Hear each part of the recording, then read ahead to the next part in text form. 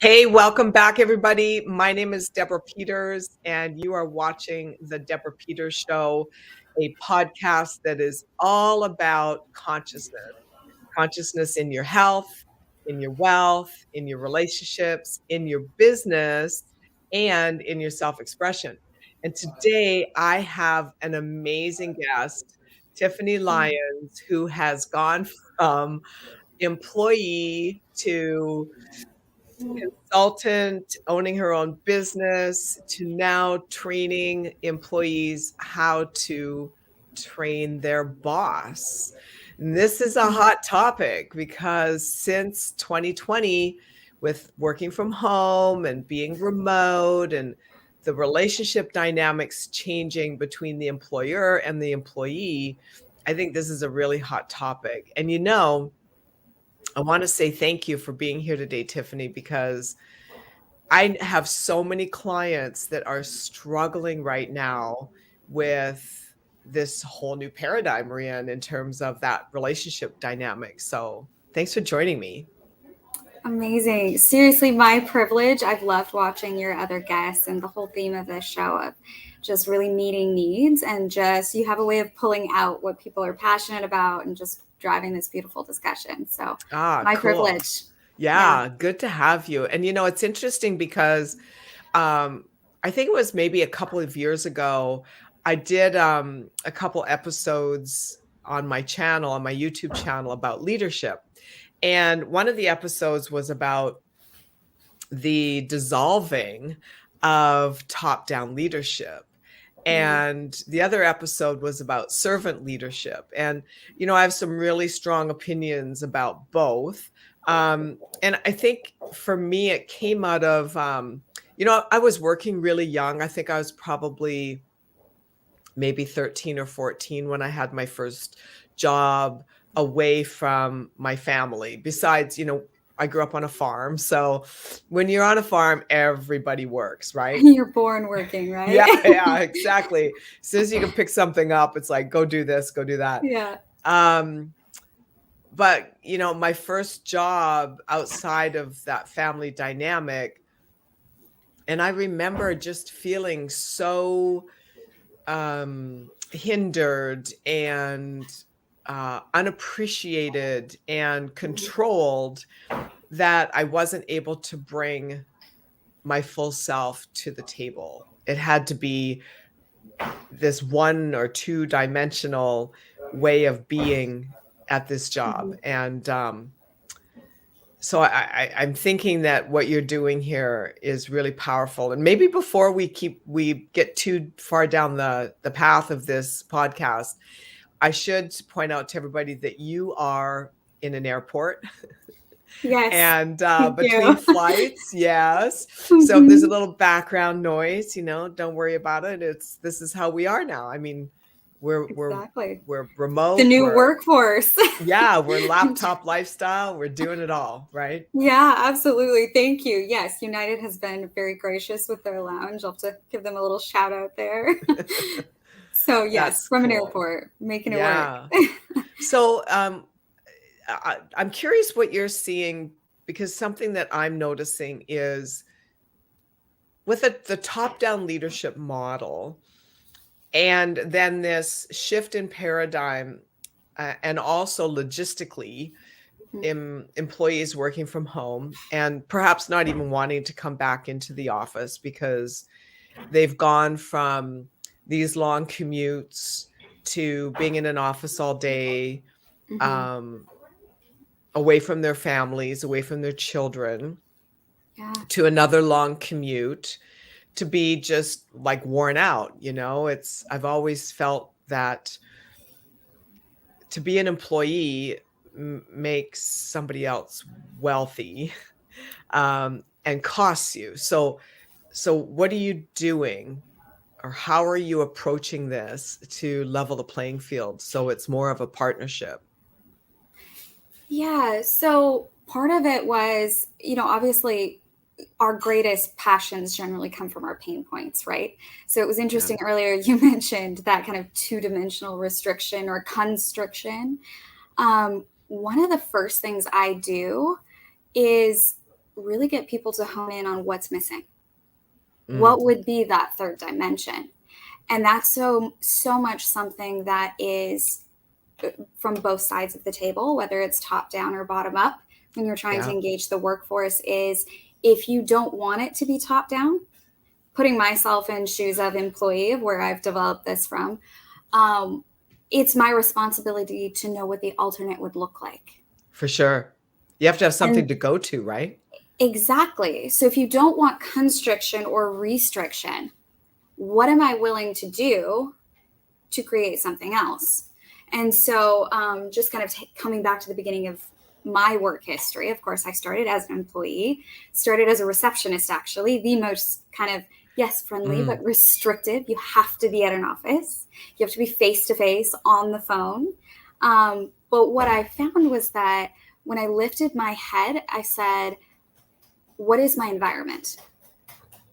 What do I want? So you were creating, this is really a creative process. It's what you're saying to me is that it's not what you do first, it's the image, the design, the construct in your mind about how you want to experience life in general, and then Absolutely. chunking that down into how do you want to experience your work life, your business life, your professional life.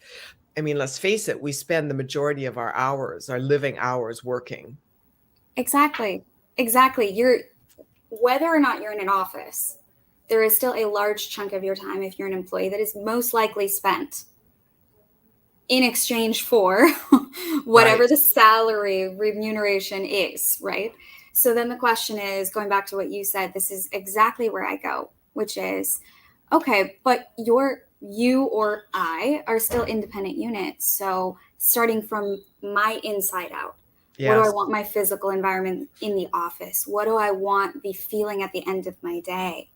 Or Who do I all day want to work long. with all day long? And Yeah. it's interesting when I start putting that responsibility on me. That's when As you an and your employee, boss you flip. mean? As an Okay. employee, Yeah. it's interesting the little things you can do. And when I take that responsibility and start looking kind of bottom up, train my employer, Mm-hmm. what you can do with that. So little things. It's like you mentioned, how do you want to feel? Well, guess what? Whether it's a cubicle or a front desk reception area, if I own that and make it mine, has any boss ever told me no? Well, exactly. And so I have to jump in here because Yeah. it's all about energy and it's all about focus. This Mm-hmm. is the part that's not really discussed much. And maybe you go into it, I don't know, because I'm just getting to know you and to see how we can Yeah. partner and collaborate, going forward. Mm-hmm. I've always said when I used to do sales trainings, and I've kind of started picking up doing those again. Um, but even when I do leadership roundtables with companies, I'm saying to them um, things like I use different words, like the language that we use. Being Mm-hmm. inspired, feeling enthusiastic. Feeling is the key. How do you want to feel instead? Because Mm-hmm. then that emanates into everything that you do, from how you walk in the door at the office and the energy that, let's say you're at the front desk, or you're in a cubicle, or even if you're in the corner office, you're working from home. It's, Yeah. what is the energy that you are being? Mm-hmm. Because the energy you're being are you inspired? Are you an inspired individual? Are you inspiring? Are you enthusiastic about your life? Yeah. And then taking that into a creative process of, well, what am I really creating here? Am I creating a job, or am I creating a contribution? Yes. Yes. And I love that you mentioned words, because kind of tying that into the energy and the contribution, I am just an employee if I I know. decide that I am just an employee. Yeah. Because it truly is, like, if I accept that as a label of, well, it's someone else's company, that Right. actually adds to the top-down leadership. I can complain about it, but energetically, am I owning literally my space? Am It's a I an level of powerlessness. intrapreneur in my energy? Yeah, no, that's good. Intra, not Intra, entre. not intra. Intrapreneur in my energy and contribution. And then, of course, speaking into the creative process, I mean, that's so much fun. You can go crazy there. I mean, Absolutely. anything from like mini vision boards to like, this is what my department could look like. This Yeah. is what my workspace can look like at home or in the office. Yeah. What's the feeling The that has feeling. me stepping I know. into an intrapreneurial ownership and mindset? Yes. And then you Because you're bring that not to the just anything, office. right? You're not No. just. Like, there's no such Mm-mm. thing as just, and that's using that kind of language is a way of negating Mhm. what you're bringing to the table, because really we're co-creators, we're co-creating with God, we're co-creating with our teammates, we're co-creating with our Yes. company leaders. Vision as Yeah, well. Sorry, yeah, just jumping in there, vision and leaders.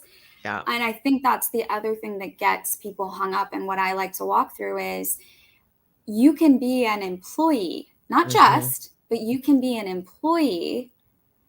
But are you willing to go so far as to give up being an employee in a place where you're not actually aligned with the vision? And that's on Right. me. Oh my That's God, where yes.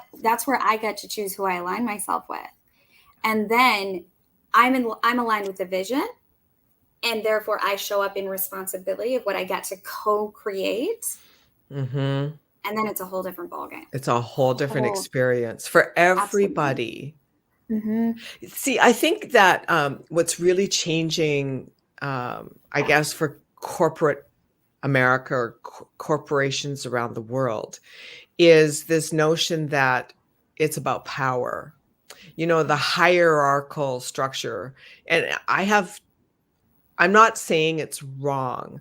So let me finish that thought, because it sounds like Yeah. I'm against it. But in the hierarchical structure, there's an implication that there's there's levels of power, and the lower you are in the structure, the less power you have, Mm, which is really nonsense, because every person, regardless if you're the janitor or the receptionist or the CEO, you are a contributor.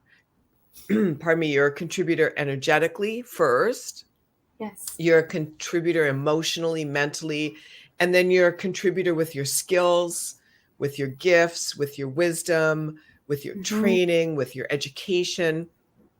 Everything is a contribution. So I feel like there's a fundamentally flawed concept here of this hierarchy, that someone is more valuable than another because of where they are on the org chart. And Absolutely. if we can shift that perception of a corporate structure, then I feel that we will get more higher level contribution out of everyone, regardless where they're at in the chart.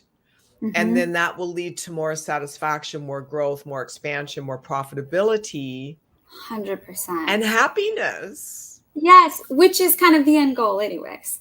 Yes, we Right. all want to be financially successful, but at the end of the day, you can have that and it doesn't matter. We all know that. That's kind of the age old wisdom, right? But Sure. to really believe it and internalize it in a way that now I'm putting myself on the other side of the table as a leader, Yes, where I believe it so fully that I'm willing to invest in my people that way and exactly. make sure that they get it. So there's that age old saying that has been like a guiding light for me, which is, and I'm trying to remember if it's like people, or I'll just say it the way I say it to myself. Yeah.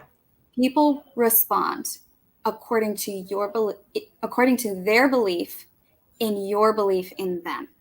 I say that one more Correct. time. People respond according to their belief in your belief in them.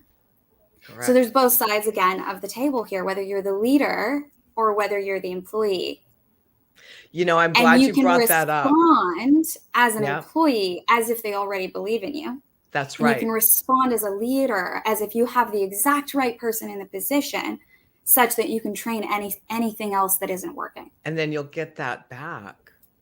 because again, it's that energy. So I'm glad you brought up the leadership side of things, because that was the second point I wanted to make, is that Yeah.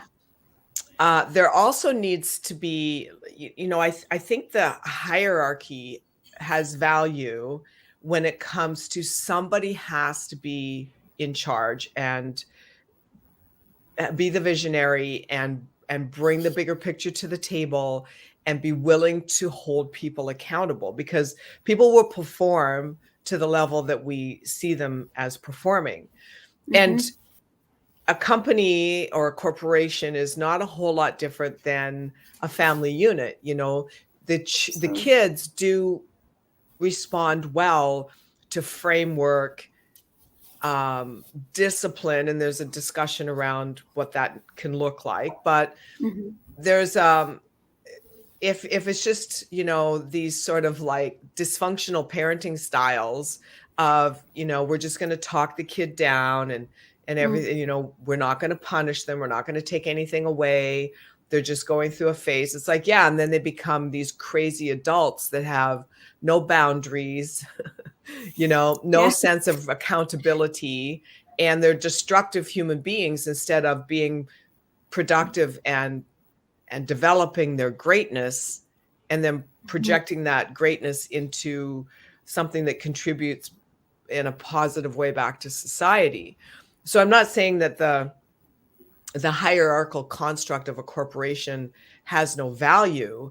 It's just that we need to understand that no one's better than anyone, and everyone has the capacity for greatness. The job, I feel, of the leaders of the organization or the owners, depending on the size of your company, is to, really draw that out of people. And Absolutely. what's, I guess, disappointing to me, at least, is that a lot of these people have zero or low levels of understanding of human behavior. And you're speaking again to the leaders. Yes. You feel like they have low understanding. I do. And not all, but I have to generalize to make a point. And many of them, at least the old school guys and gals, have not done a whole lot of personal growth work, and spiritual awareness. That's the interesting thing. In fact, it's so fascinating to me. And you'll read this in a lot of leadership books around not so much leadership, let me rephrase that, but more management books. Of it's the star players, your doers that produce a lot, that tend to get promoted and elevated, not actual leaders. Right. And it's interesting because that doesn't always cross over. Sometimes it can. Right. But just because you get the most results of whatever the particular task is, doesn't mean you're great at building team. And that's where the hierarchy comes into play of, we use hierarchy, and I feel more as like something for larger companies where you've got several layers. Yes. And really what I believe in is the pod model. Right. It's not really hierarchy. It's teams of people, and each team has a lead. And then the leads come together, and they might even overlap in function sometimes, which I know we don't want to hear because it sounds like it's not financially viable, but that's how you keep people engaged and knowing that like what I say matters and the people I work with know me. I'm not there processing them in the workplace, but do they get the feeling that I understand who they are as a being and that I understand what they're good at and where they're good at it?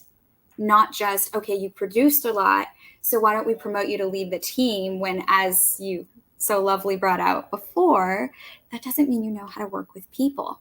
Yeah. That old model. That's the person you want leading. Yeah. Right. The old model of, okay, let's take our best salesperson and make them a sales manager. It's two completely different thinking systems. The values at the core, the drivers, are very, very different. And rarely, if ever, does it work, because you're taking someone that shines in a particular way, is driven in a particular way, and strives toward specific outcomes. And you're taking them out of this thriving environment and you're making them a manager, and they just like it's a round peg in a square hole. Exactly. Couldn't have said it better. Exactly. And that was actually one of my huge learnings was I'm very independent. So I'm ready to ask the questions and go through and figure it out and do the thing on the side. Yeah. My shift and part of what brought me here was I also loved people. And that was one of the things I figured out was that it's not just doing the thing. Right. It's never just doing the thing. It's being in the energy that like I'm driving this forward and I'm committed to the vision, but I'm just as committed to finding the round people for the round holes. Right. And figuring out what makes them feel cared for. Yes. Because it was interesting when I then shifted, as I'm kind of moving up and held different like management positions before I became independent. It was that tiny shift of like, oh, now I'm the boss. And because I had worked with them, I thought that they would also understand that I was one of them. Oh, no. And that didn't automatically follow, especially since I did that at a very young age. And the people I managed always were a good, several decades older than me. And when I took time I brought a vision boarding exercise to one of my managers' meetings. And I was like, today, pause. We're not talking about the company. We're not talking about the vision. What's important to you? Right. And how does you working in the job that you're in and being involved in these projects, how is that part of your vision? And when you turn the model like that, suddenly it's not just a star performer then saying, well, I can sell and do and whatever. It's, no, look, we can co-create vision together. Mm-hmm. And it just happens to be the privilege of both of us to be working on our company's vision at the same time. And that can change at any moment. It can. And that is the freedom also that employees get to own. Because we're so scared. We hang on to that paycheck so tightly. But really, I'm part of the value. Well, because it's, I had a comment from one of our viewers who said the caste system, we're talking about an age-old construct in society that, and we've just gone through it over the last 2 years, that we're supposed to blindly accept that there's some kind of more knowledgeable power outside of us that can determine what's good for us. And what that does is it really creates a separation between us and our inner being, or us and God, whatever you want to call it. I don't care what we label it. It's that there's split energy. And so when you have split energy, that you have to be afraid to bring ideas to the table or to defend an idea that is right or useful or productive, when even though it maybe pushes the buttons of decision makers simply because it's outside of their comfort zone, or their egos are involved and they're wanting to be the ones that thought this up. I mean, there's so many layers as to what goes on. But the key thing I suppose we want to really drive here is the notion that to bring all of you to the table, all of you, including your fears and doubts, because usually in a corporation, and I've worked with a lot of them, there's this stigma that you're not able to express. And if you can't express all of you, you can't bring all of you. I was doing this leadership project a few years ago with a nationwide company that it trickled down into the next layer of their management as well, because we need to bridge the gap. And one of the star salespeople that was doing incredibly well was getting all of these gifts from the company. It's like, okay, thank you. Here's a flat screen. Thank you. Here's a new Mercedes. Thank you. And these huge gift baskets arriving on her desk, like probably, $500-$600 gift baskets. And she said one day, she goes, I really don't need another TV or car. And I just feel so unappreciated. And I'm like, wow, let's talk about that. Let's look at that. Yes. And so I sat her down with her manager and walked them through a process of him understanding what she really needed from him. And it was just simply, all she wanted was him to put his arm around her shoulder and go, thank you. That's it. So powerful. So powerful. We are always teaching people, and we forget that this translates to all types of relationships, but we are always teaching people how to be in relationship with us. Yeah. And that includes employee to boss. So train your employer, train your teams around you, or train the people that you're working with under you. Yeah. And I say that with air quotes, on your team, co-creating how to be in relationship. We're so afraid to get to know each other because of that caste system you mentioned earlier. Because what if I let you see me, even though it's an professional environment? What does that then risk on either side of the table? Right. Is that you might not like it. But once we start taking away those artificial boundaries of, well, this is the office or this is home. Yes. It's this type of relationship. Then you can bring all of you. Another one of your comments, so well said, bring all of you, but truly in the sense that it's teaching people how to be in relationship, how to use your best gifts to co-create. And that starts with the relationship that you have with yourself. And that's a journey that is never ending. Anyone that's on any sort of self-growth journey, which I hope was all of you, that journey of really getting to know yourself and accepting yourself just the way you are, even the parts of yourself you don't like, is the end all be all to everything. Because when you're willing to embark on that journey, then the rest of your life comes into the fold. So you are able to walk into that office or walk into that meeting,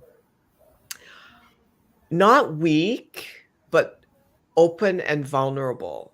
Vulnerable in that you're willing to express even an unpopular idea.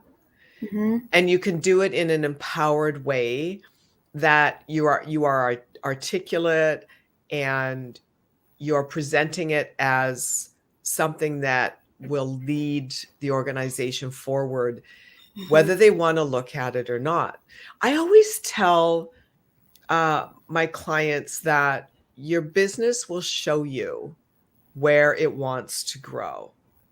It will give you a very clear indication as the direction it can, with the greatest ease and accomplishment, grow into. And that will be based on the vision, and the alignment with that vision that the leaders have. And usually, I don't know, you have to tell me if you're seeing this too, because I see it all over the place.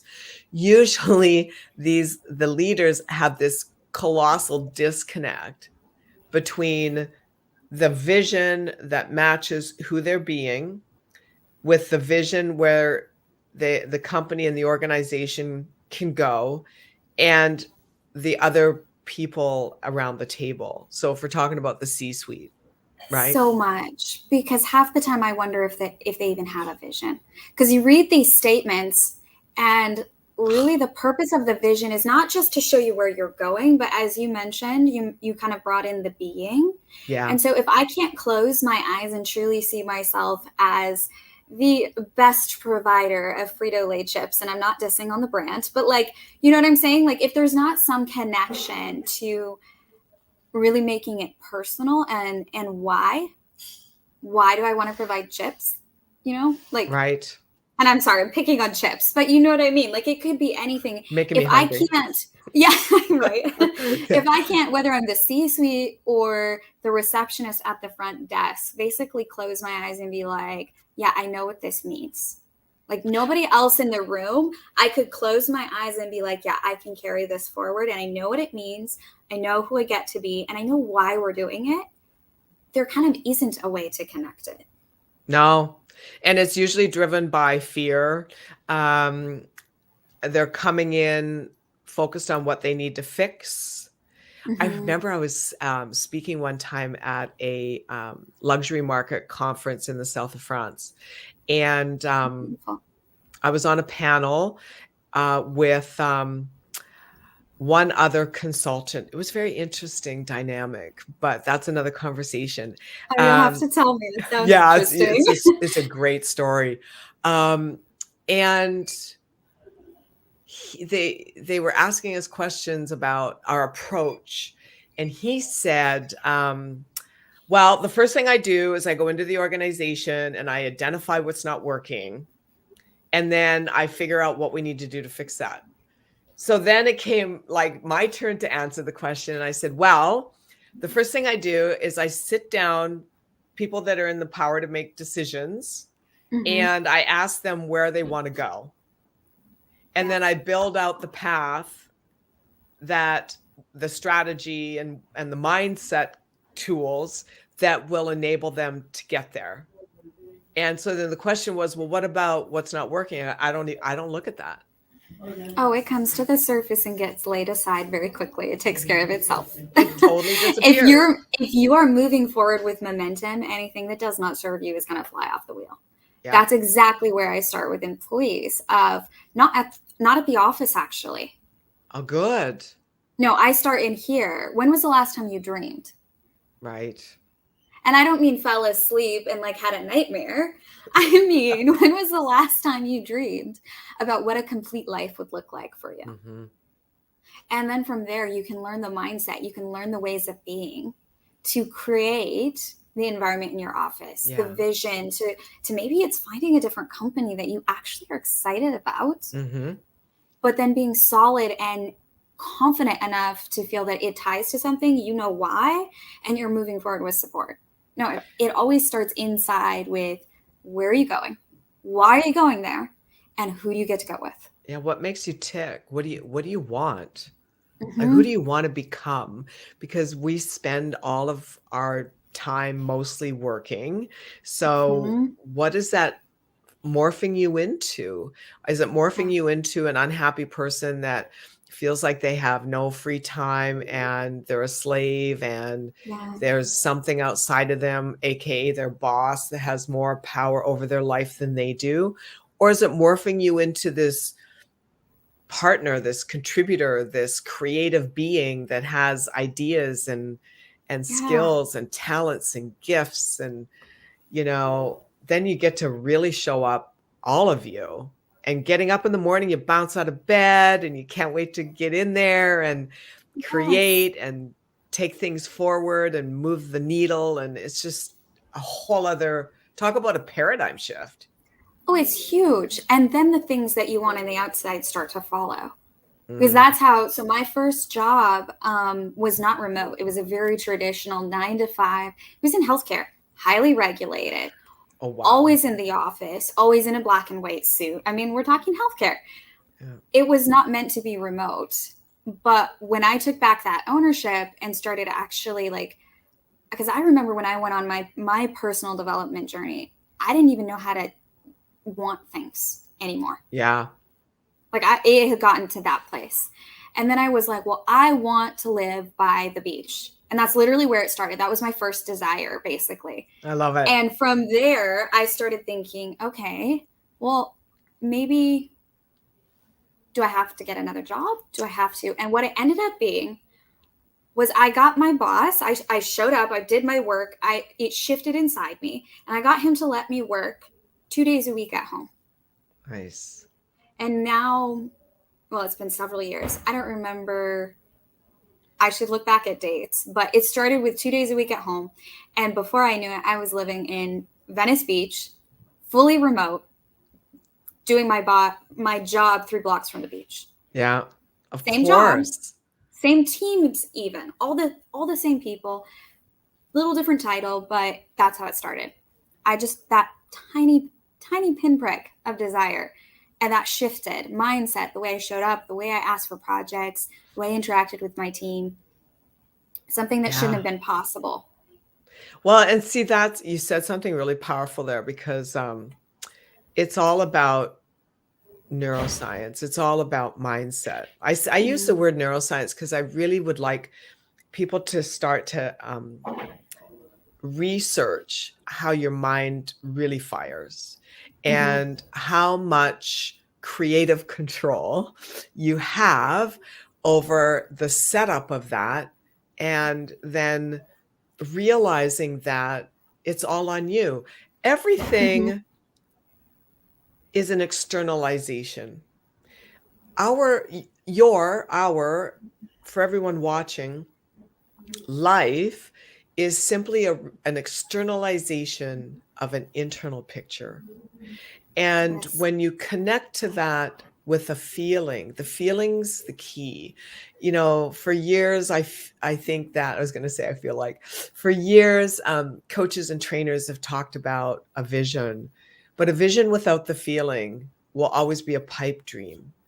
And that needs to be said a lot, is that it really comes down to the feeling. When you get into the feeling of whatever it is you want, to be loved, to be married, to be healthy, to be happy, to be wealthy, to speak your truth with eloquence, it all starts on the inside, and it comes down to that relationship that you have with yourself and how you treat yourself, how you dialogue with yourself. It's all an externalization. So if there's something in your life that you don't like, change the inner picture.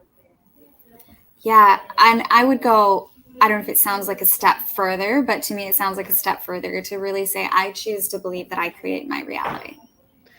It is a I choice. think it, therefore it can or cannot be. If I decide it can't be in my head, it can't be. Absolutely. If I decide it can be, then going so deep. I mean, when I create a vision board, it's a whole process. And I'm just using this as an example, but if I'm creating a vision board, and oftentimes I feel like they get created, put in a closet somewhere and forgotten about. No, I go so deep into the process such that it's almost a memory already. Because you're when I'm getting done into the creating. feeling of it. The reason they go in the closet and don't go anywhere is that person has only tapped one sense. Sorry, my phone is ringing. Okay. And that sense is a visual sensation. It's not actually engaging the feeling. So if we unpack that, our sensory acuity is where our imagination is. And so we have feelings, both tactile and intuitive. We have visual, we have auditory, digital, simply meaning that, we really pay attention to specific words. And if you look at the words you use to describe something, it's not called spelling for nothing. Those words weave spells, and those spells can be spells of poverty and lack, or they can be spells of wealth and freedom and love and joy. So using one's senses is the key to having whatever tool it is, whether it's vision boarding, whether it's describing it in a journal, like creating a word picture, whatever it is. If you don't infuse authentic, and I'm not saying made up, but I mean like really stepping back, doing a meditation, going within and getting into the authentic feeling of living that experience now, not in the future, Nope. then you're going to spin your wheels in life. Yes.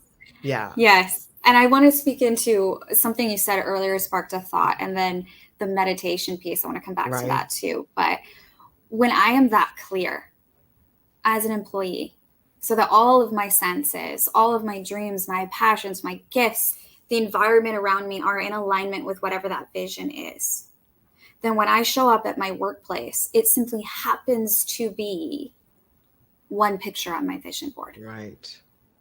It doesn't control me. It's something on the journey too. Exactly. And when I have that context about my team, or that boss who seems annoying, or that employee who just won't get off my back because I don't do it their way, then it's just a speed bump. Mm-hmm. It's not a brick wall. And then it's manageable.